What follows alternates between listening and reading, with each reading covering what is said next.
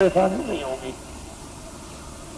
अब यह है कि न जानने के कारण तो सारा संसार ही शून्य है।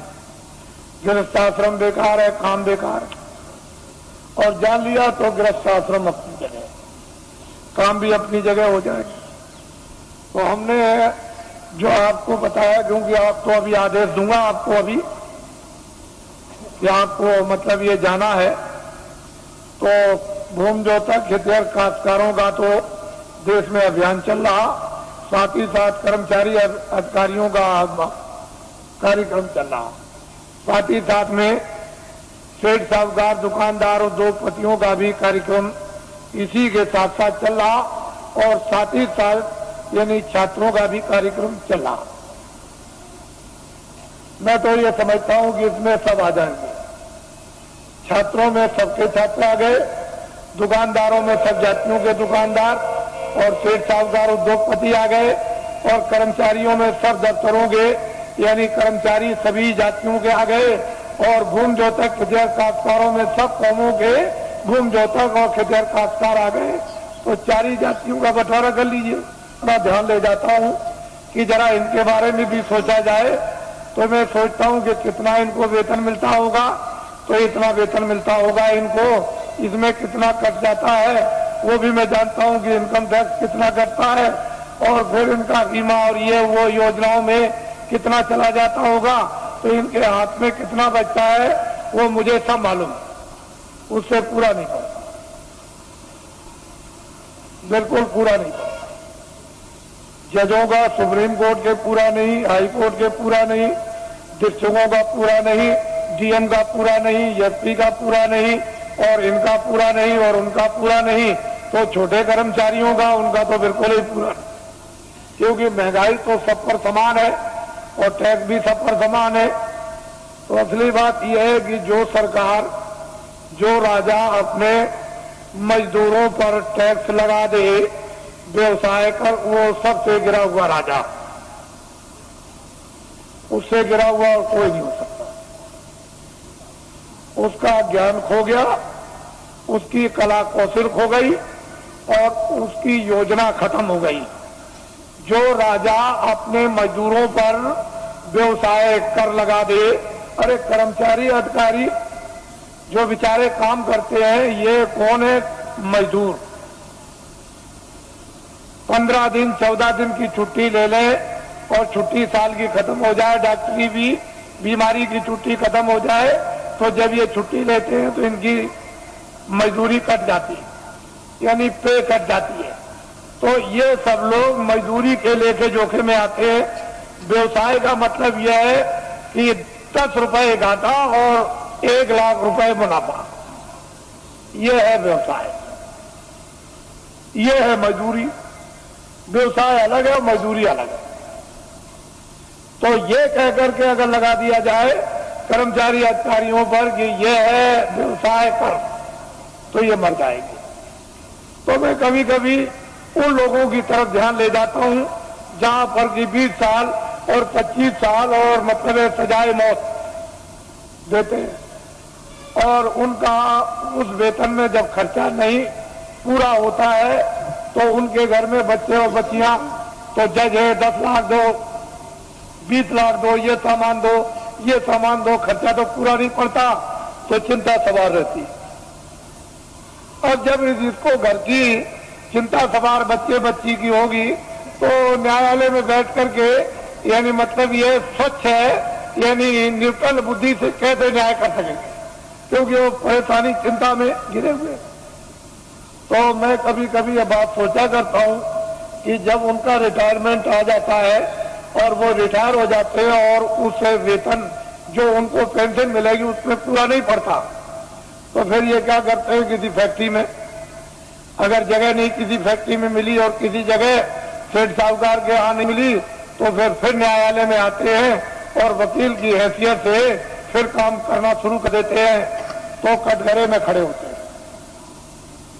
और फिर इस तरह से वही जज जो हाई कोर्ट के थे या सुप्रीम कोर्ट के थे, खड़े होकर कटघरे में मौकिल की तरफ से फिर सलाम करते हैं। तो ये राष्ट्र के संविधान का प्रजातंत्र में पूर्ण रूप से अपमान, पूर्ण रूप से अपमान। इस पर आज तक कभी किसी ने विचार नहीं किया। यह भारतीय प्रजातंत्र का पूर्ण रूप से अपमान। ऐसे बड़े बड़े पदों की आपको मतलब यह है कि पूरी देखभाल रखना चाहिए कि ऐसे बड़े बड़े पद हैं और फिर आकर के वही व्यक्ति निम्न श्रेणी पर आकर के कटघरे में गिर जाए और फिर सलाम करें, यह भारत के लिए शोभा नहीं। तो मेरे पास इसकी भी योजना है, इसको आप ध्यान में रखिए और ये कभी न कभी लागू हो जाएगी।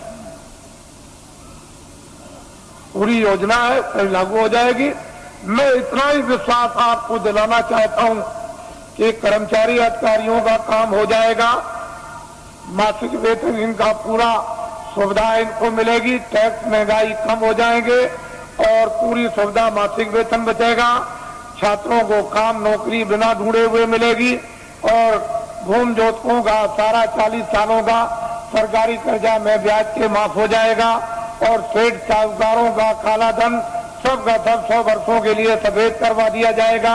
कोई जुल्म और कोई टैक्स नहीं लगेगा, एक नए पैसे का, और सब लाइसेंस खत्म करवा दिए जाएंगे। आप कहोगे ये धन कहां से आएगा? मैं इतना ही आपको बताऊंगा कि भारत में धन की कोई कमी नहीं रहेगी। और आपको क्या चाहिए? धन की कोई कमी नहीं। आप लोग बाइज्जत बदस्तूर सम्मान के साथ खेती करो, दुकान करो, दफ्तर का काम करो। क्यों ये सब झंझट में फंसते हो? धन की कोई कमी नहीं रहेगी। लेकिन वर्तमान में अंधेरा है, उजाला नहीं।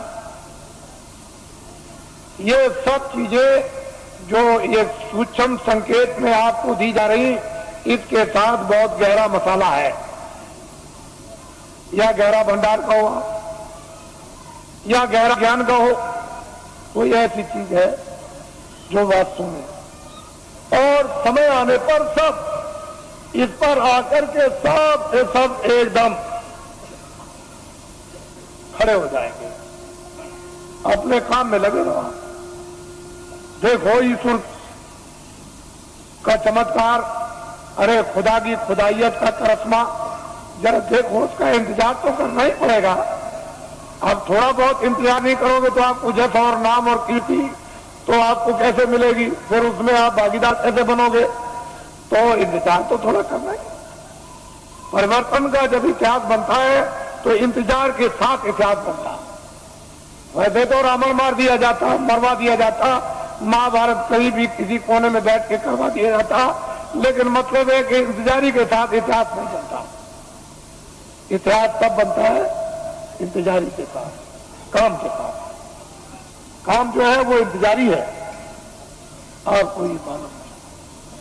तो मैं नामदान दूंगा अब आपको, क्योंकि ये भी इच्छा लेकर आए हैं कि चलो आज जल्दी पहुंचे। कल ही आ गए थे, समय ज्यादा हो गया था, तो कल मैं नामदान रात को नहीं दे सका, इसलिए कई ये काम रात को करने थे। तो अब आप नामदान विधिवत ले लीजिए और ये संकल्प लेकर के यहां से जाइए कि चाहे मुझे 1 मिनट देना हो चाहे 2 मिनट। वैसे तो मैं आपसे 1 घंटे 24 घंटों में मांगता हूं कि 1 घंटे आप 24 घंटे में रिजर्व कर लो अपना, सबके सब, और उसमें 2 मिनट शाम को, 2 मिनट दोपहर को, 5 मिनट इस और 5 मिनट आप, और जब भी आपको समय मिल जाए तो पूरे सब दिन भर के मिनट मिलाकर 1 घंटा जोड़ लो।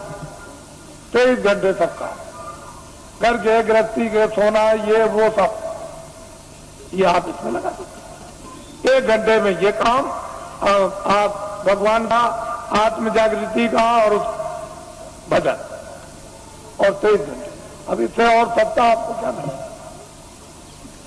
और फिर ये भी आपको बताया कि लेट के, बैठ के, खड़े हो गए कुर्सी पर, चारपाई पर, स्नान करो मत करो, जहां जिस समय मौका मिल जाए 2 मिनट उसकी मजदूरी मिल जाएगी। मेहनत की 4 मिनट, 10-15 मिनट, तो आप नहीं कर सकोगे तो जम के खाओगे जूतियां। जम की जूतियों में इतने कांटे हैं, इतने तीक्ष्ण उसकी धारा है, काटने की जूतियां जब पड़ती हैं, बड़े बड़े बादशाह